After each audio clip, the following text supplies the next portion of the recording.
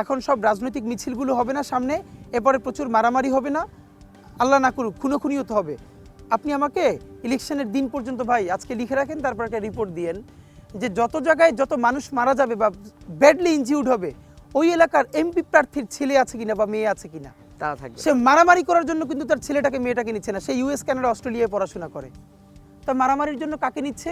ওই যে বস্তি থেকে 100 জন, বাহির থেকে 50 জন, যে এই লোকটার টাকার দরকার আছে। ইভেন যার একটা ডিসেন্ট ব্যবসা আছে, দোকান আছে, সেও তো দোকান বন্ধ করে ওখানে যায় না।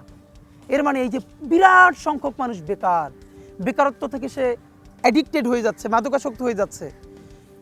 তাকে 1000 টাকা দিলে তো তার বিরাট ব্যাপার, আপনি তাকে দিয়ে মিছিল করাচ্ছেন, মিটিং করাচ্ছেন, মানুষকে মারামারি করাচ্ছেন। তো আমি যদি প্রত্যেকটা মানুষের একটা কর্মক্ষেত্র তৈরি করতে পারি, ন্যূনতম একটা ডিসেন্ট লাইফ ব্যবস্থা করে দিতে পারি, কোনো রাজনৈতিক নেতা মিছিল দেওয়ার জন্য একজনও আর খুঁজে পাবেন না, তখন নিজের ছেলে মেয়ে নিয়েই নামতে হবে।